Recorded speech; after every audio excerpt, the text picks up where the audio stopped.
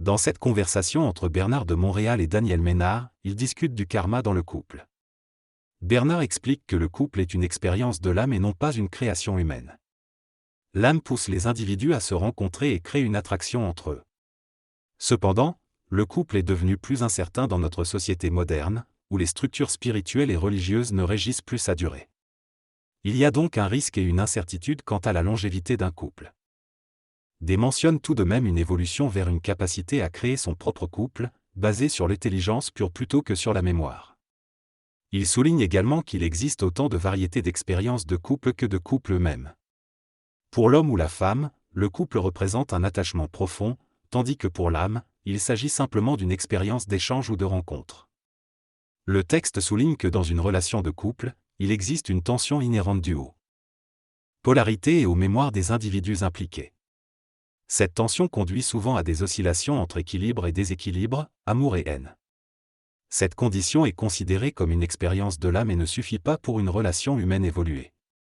Pour créer un couple épanoui, il est nécessaire d'être conscient de la nature de l'âme, des lois astrales et occultes, et de se libérer des influences astrales négatives. Cela nécessite une intelligence, une lucidité et une conscience élevée. Si ces conditions ne sont pas remplies, il vaut mieux être seul plutôt que malheureux en couple. Cependant, la nécessité de former une union avec quelqu'un est profondément enracinée dans la nature humaine, d'où la nécessité de prendre conscience de notre capacité à créer un couple harmonieux. Pour cela, il faut développer une certaine maturité mentale, une intelligence créatrice et un équilibre émotionnel et mental. Ainsi, dans une relation évoluée, les individus peuvent s'exprimer ouvertement et créativement, en utilisant le langage émotionnel pour communiquer leurs sentiments les meilleurs et le mental pour partager et échanger leurs expériences individuelles. Cela permet une expression créative, au lieu d'un simple échange de mémoires passées. Le célibat peut être vécu de différentes manières. Certains vivent le célibat en raison de contraintes extérieures, comme les obligations religieuses, mais cela devient de plus en plus difficile à accepter. Pour les célibataires jeunes, le célibat n'est pas une condition optimale de vie car ils ressentent quand même une certaine solitude. Ils peuvent chercher des expériences temporaires en flirtant avec différentes personnes, mais cela ne satisfait pas réellement leurs besoins de compagnie.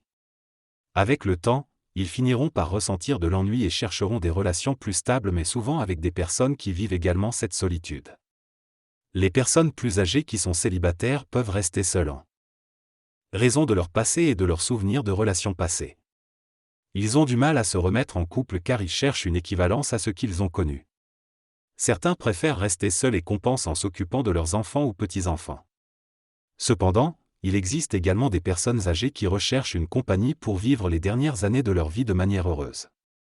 Ils sont plus matures et plus intelligents dans leur choix de partenaire. En résumé, que l'on soit célibataire ou en couple, l'expérience de l'âme est inévitable. Selon l'auteur, si l'âme d'une personne est mal fichue, elle sera déséquilibrée et vivra des émotions négatives telles que la peur et l'insécurité. Pour rétablir l'équilibre, il est nécessaire de purifier l'âme.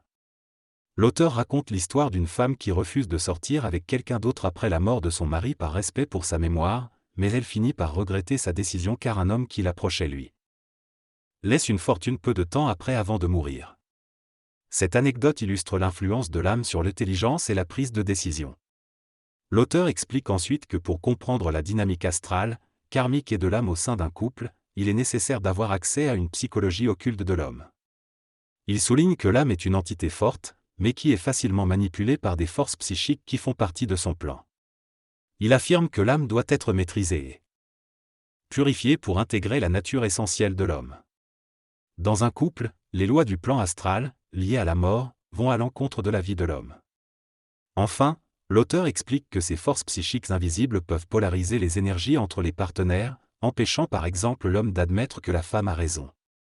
Au plus haut niveau, les forces psychiques de l'âme perturbent la relation de couple avec le temps. L'homme et la femme doivent être suffisamment intelligents pour briser l'influence astrale et reconnaître que le conjoint est l'être le plus important dans leur vie. Le fait de dominer son astralité est essentiel pour créer un couple solide. L'homme a une plus grande responsabilité dans l'équilibre du couple, en raison de sa force et de son potentiel de perturber la relation. Cependant, si la femme perturbe cet équilibre, l'homme n'est plus responsable. Dans un couple, la femme souffre généralement davantage car elle assume davantage de responsabilités et peut être désavantagée sur le plan financier. Certaines femmes perdent leur nature féminine à cause de leurs expériences de travail ou de déceptions amoureuses, ce qui est dommage car elles ont besoin d'aimer et d'être aimées.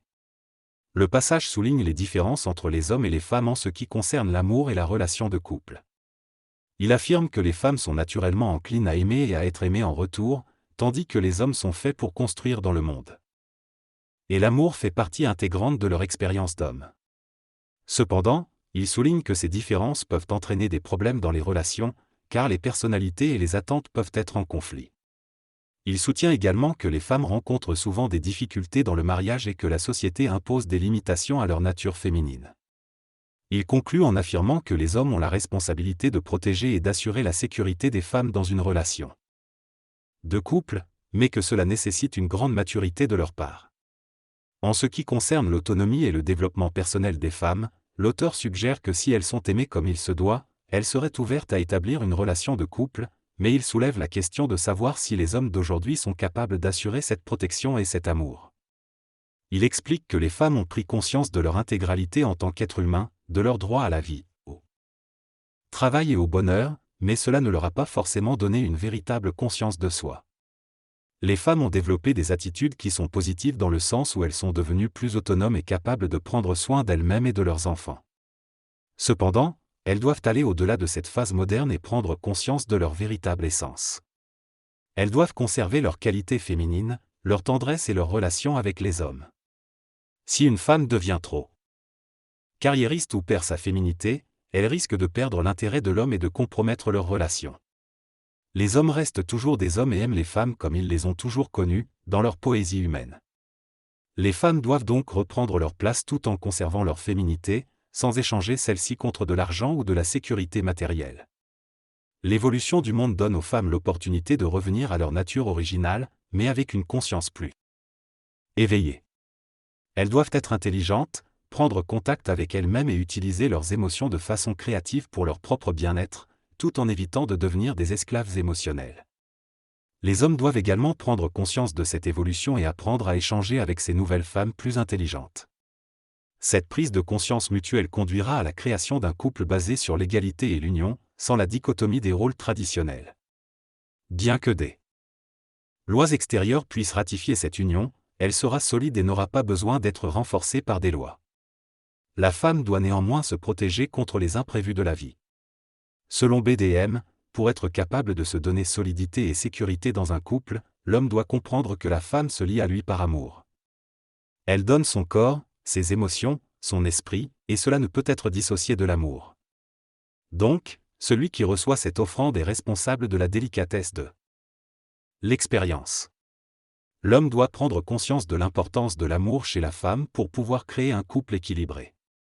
Cela nécessite d'être intelligent sur sa propre nature et celle de l'autre. À partir de là, la création du couple se base sur un échange égalitaire entre les deux, sans domination.